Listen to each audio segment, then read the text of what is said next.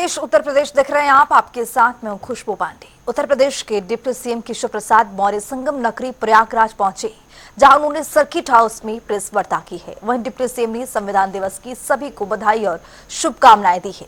मुंबई 26/11 के हमले में शहीद हुए लोगों को भी याद करते हुए श्रद्धांजलि दी है। साथ ही उन्होंने संभल के मुद्दे और उपचुनाव को लेकर अखिलेश यादव पर जमकर कटाक्ष किया है। सुनिए।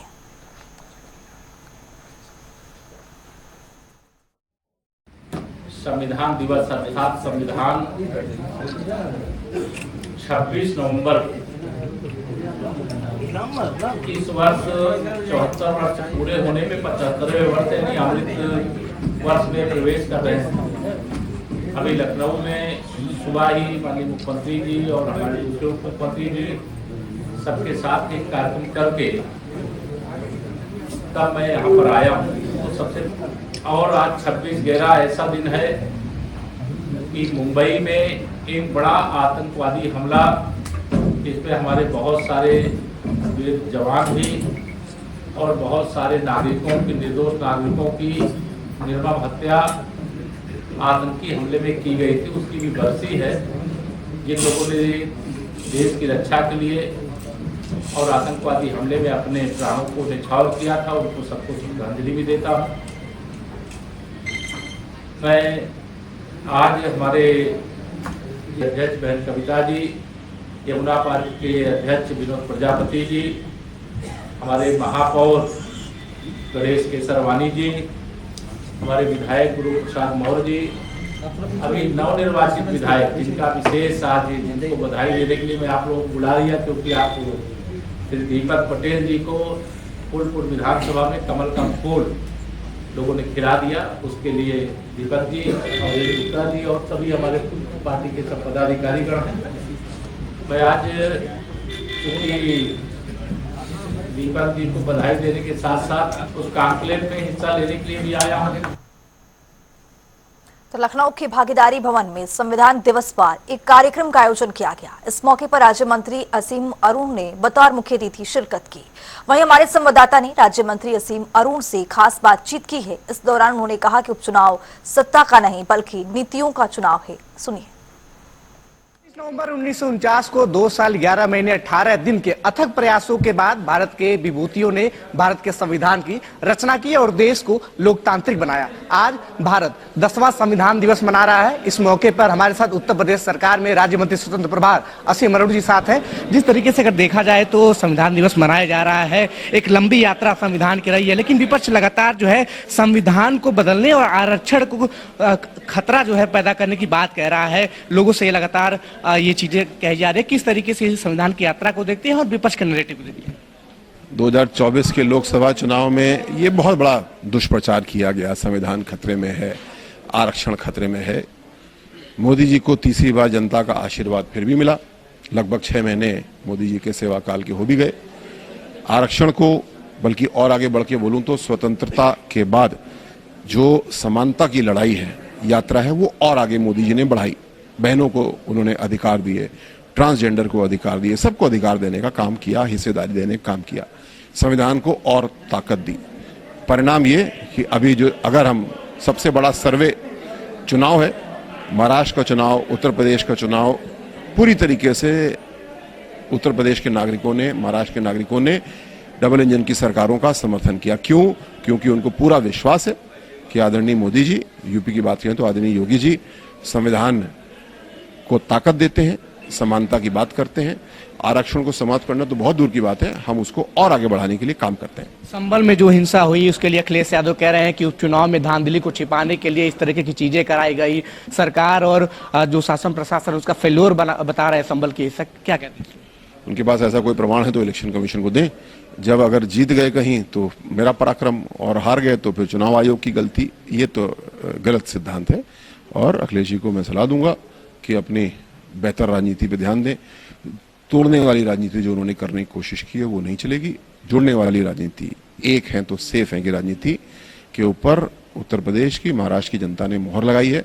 हम उनको धन्यवाद देते हैं। तो ये थे हमारे साथ असीम अरूर, राज्यपति स्वतंत्र प्रभार, जिन्होंने साफ तौर पे कहा है कि संभल में जो हिंसा हुई है उसके दोषियों पे कड़ी कार्रवाई की जाएगी और साथ ही साथ उपचुनाव में जिस तरीके से भारतीय जनता पार्टी को प्रचंड बहुमत मिला है उसके लिए वो जनता का भी अभिवादन करते हैं और जितने आरोप विपक्ष के द्वारा लगाए जा रहे हैं वो सारे बेबुनियाद हैं। जनता टीवी के लिए सहयोगी आशीष के साथ विवेक शाही, लखनऊ। तो संविधान दिवस पर करहल के नवनिर्वाचित विधायक तेज प्रताप यादव मैनपुरी पहुंचे हैं, जहां उन्होंने मीडिया को संबोधित करते हुए बीजेपी पर जमकर निशाना साधा है। उन्होंने कहा है कि बीजेपी पुरानी ढरे पार उतर आई है और चुनाव को लेकर हिंदू मुस्लिम दंगे करा रही है। जिस तरह से लगातार संविधान के साथ खिलवाड़ इस सरकार ने किया और लगातार संविधान के नाम पर ये लोग जो है बदलाव करने की जो बात करते हैं, अभी जो चुनाव हुए उत्तर प्रदेश में और जिस तरीके से लोकतंत्र का हरण इन लोगों ने किया, चाहे वो सीसामऊ सीट हो, चाहे आपकी मीरापुर हो या आपकी कुंदरकी हो, बिल्कुल जो है संविधान को तार-तार नौन कर दिया, लोकतंत्र को खत्म करने का प्रयास किया। तो आज हम सब लोगों ने आज संविधान दिवस पर ये शपथ ली कि संविधान बचाने के लिए समाजवादी पार्टी और सहयोगी दल जिस तरीके से लगातार काम कर रहे हैं और आगे भी और मजबूती के साथ संविधान बचाने की जो लड़ाई है वो लड़ेंगे। और भाजपा जो संविधान बदलने की बात करती है और बाबा साहब ने जिस प्रकार से जो गरीब, पिछड़े, दलित और जो शोषित समाज था उसको आगे लाने के लिए संविधान में जो व्यवस्था की थी वो व्यवस्था उसी प्रकार से बनी रहे और मजबूत हो। तो वक्त यहाँ पर छोटे सा ब्रेक का है, फौरन उनके हाजिर रहिए हमारे साथ।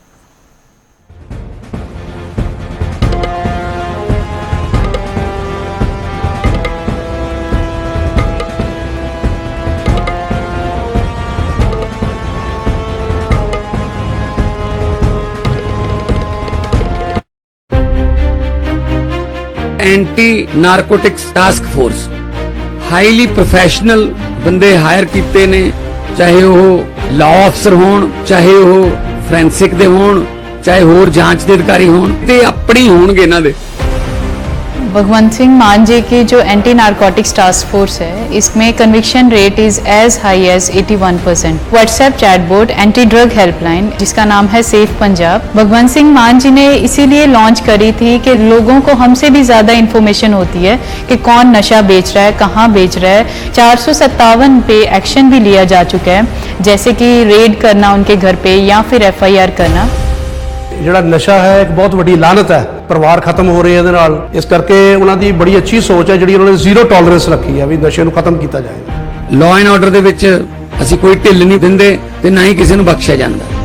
3.5 ਕਰੋੜ ਲੋਕਾਂ ਦਾ ਇੱਕ ਗੁਲਦਸਤਾ ਹੈ ਪੰਜਾਬ ਸਾਡਾ, ਸੋ ਸਾਰਿਆਂ ਦੀ ਜਾਨ ਮਾਲ ਦੀ ਰਾਖੀ ਕਰਨਾ ਗਵਰਨਮੈਂਟ ਦਾ ਫਰਜ਼ ਬਣਦਾ ਹੈ।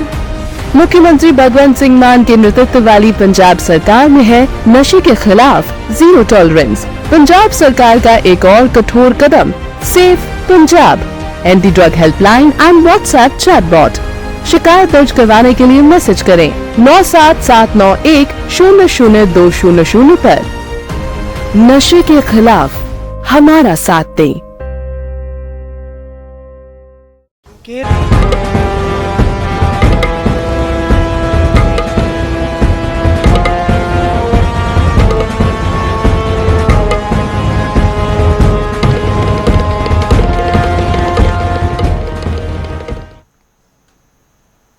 ब्रेक के बाद स्वागत है जनता टीवी में। तो चलिए रुख करेंगे बड़ी जानकारी की और बड़ी जानकारी रायबरेली से मिल रही, उससे आपको रूबरू कराएंगे।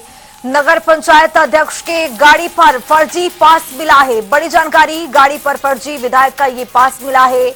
जांच के दौरान ये बड़ा खुलासा हुआ है।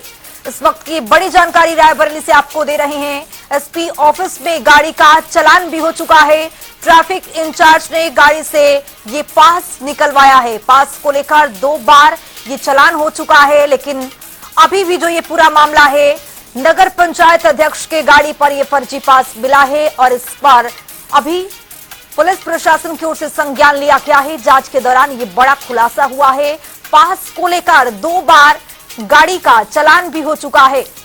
तो ट्रैफिक इंचार्ज ने गाड़ी से ये पास निकलवा लिया है, हटवा दिया है। तस्वीरें आपके सामने हैं किस तरह से यहाँ पर फर्जी पास लगाकर विधायक के नाम पर ये पास लगा करके लगातार कई मामलों पर ये हस्तक्षेप का ये पूरा मामला है। चेयरमैन की ये गाड़ी को आप देख सकते हैं किस तरह से फर्जी पास इस गाड़ी पर चिपकाया गया है।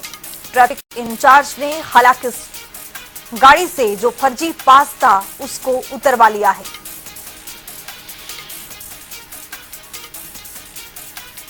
गाड़ी पर फर्जी विधायक का पास मिला है। जांच के दौरान ये बड़ा खुलासा हुआ है। एसपी की ओर से जांच पड़ताल की गई इस पूरे मामले को लेकर के, तो देखा गया कि इस पर फर्जी पास चिपकाया गया है।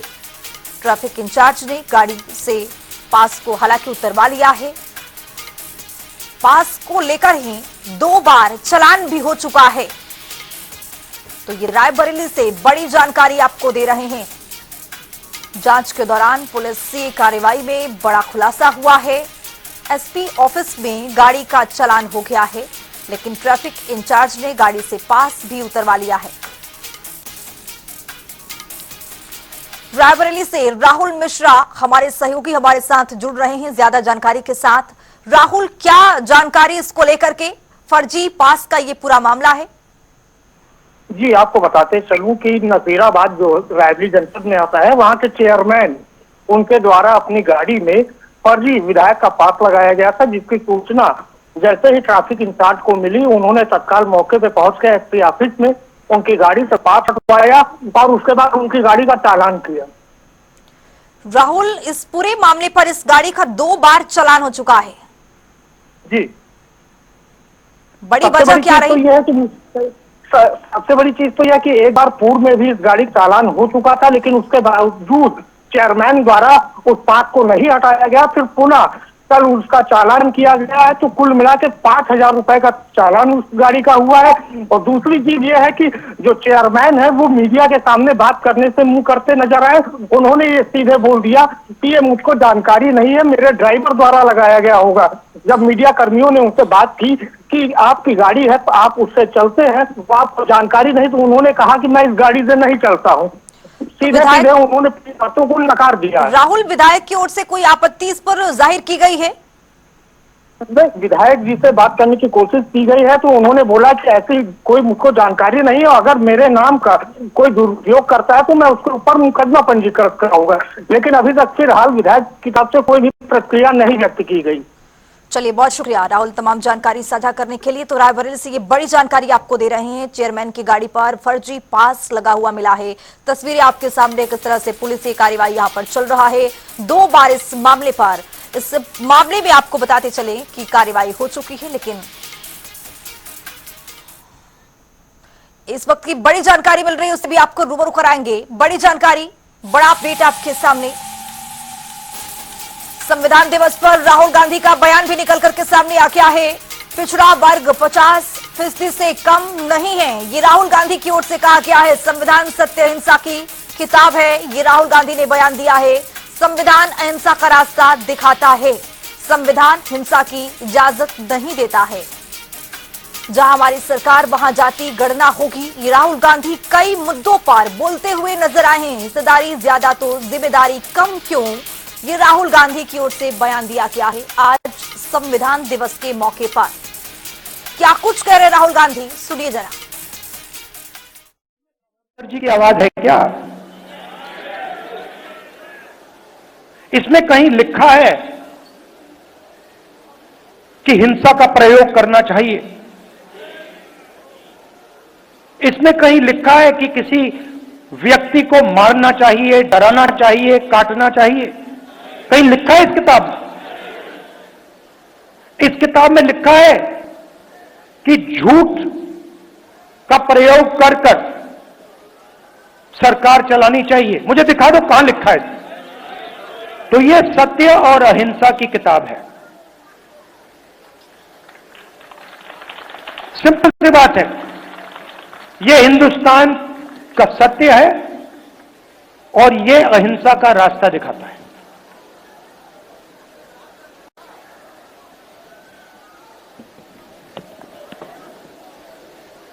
कुछ दिन पहले तेलंगाना में हमने कास्ट सेंसस का काम शुरू किया।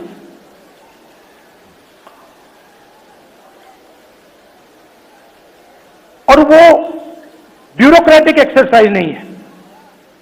पहली बार कास्ट सेंसस को तेलंगाना में जनता की एक्सरसाइज बना दिया गया है। जो सवाल पूछे जा रहे हैं वो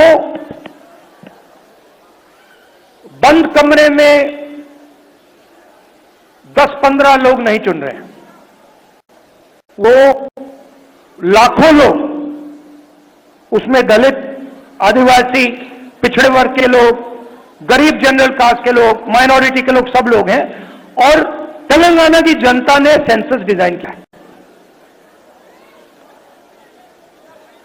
ऐतिहासिक कदम है। और जो हम तेलंगाना में कर रहे हैं, जहां भी हमारी सरकार आएगी, जिस स्टेट में, चाहे कर्नाटक हो, तेलंगाना हो, और आने वाले समय में जहां भी हमारी सरकार आएगी, हम उसी प्रकार से जाति जनगणना को करेंगे।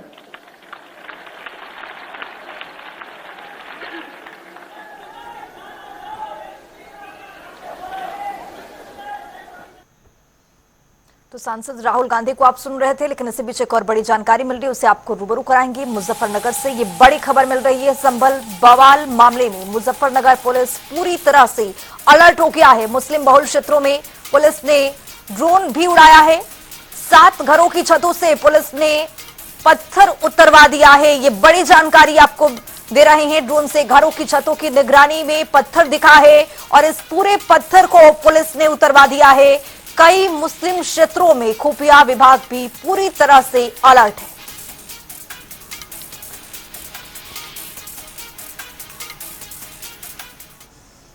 इसी बीच एटा से एक बड़ी जानकारी मिल रही है, उसे भी आपको रूबरू कराएंगे। बड़ी जानकारी संभल की घटना को लेकर एटा पुलिस भी सतर्क है। एसएसपी के निर्देश पर ड्रोन से शहर में सर्चिंग अभियान चल रहा है। सीओ सिटी कोतावली नगर देहात में पैदल मार्च पुलिस की ओर से किया जा रहा है। भारी पुलिस फोर्स ने घरों की ड्रोन से भी चेकिंग की है। इस वक्त की बड़ी जानकारी आपको दे रहे हैं। जिस तरह से संभल में एक हिंसक मामला देखा गया, किस तरह से पथराव हुआ, पुलिस की ओर से जवाबी कार्रवाई की गई, उस पूरे मामले को लेकर हर जगह पर पुलिस प्रशासन अलर्ट है। संभल के आसपास के इलाकों में भी पुलिस प्रशासन पूरी तरह से अलर्ट है। बुलेटिन में वक्त है ताबड़तोड़ खबरों का। कानपुर देहात पहुंचे प्रभारी मंत्री संजय निषाद। संभल हिंसा को लेकर विपक्ष पर कसा है तंज, लोगों से की है शांति बनाए रखने की अपील। हमीरपुर में विशालकाय मगरमच्छ को कंधे पर लाद कर ले जाते युवक का वीडियो सोशल मीडिया पर जमकर हो रहा वायरल। मगरमच्छ के पकड़े जाने के बाद ग्रामीणों ने ली है राहत की सांस।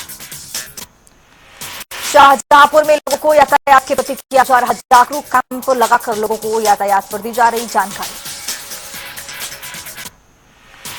बहराइच में नेशनल हाईवे पर चलती कार में लगी भीषण आग, वाहन सवार लोगों ने कूदकर बचाई अपनी जान। बाराबंकी में संभल हिंसा के बाद अलर्ट पर पुलिस प्रशासन, फ्लैग मार्च निकालकर लोगों से शांति व्यवस्था बनाने की अपील की।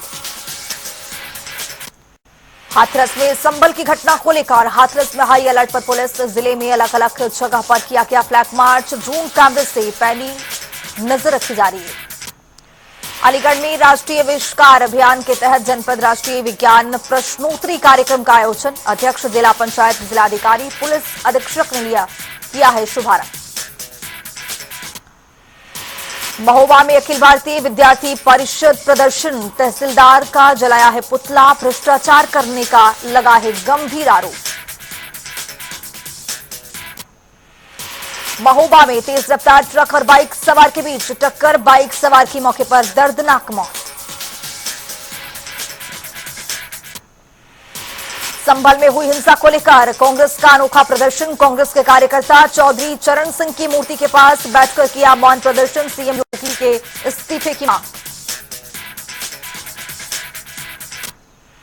नोएडा के थाना सेक्टर 113 में पुलिस को मिली है सफलता, गैंगस्टर एक्ट में वांछित चल रहे 2 अपराधी सहित 3 लोग गिरफ्तार। नोएडा में दबंगों के हौसले बुलंद, युवक पर बीच रास्ते में तानी पिस्तौल, वीडियो सोशल मीडिया पर वायरल।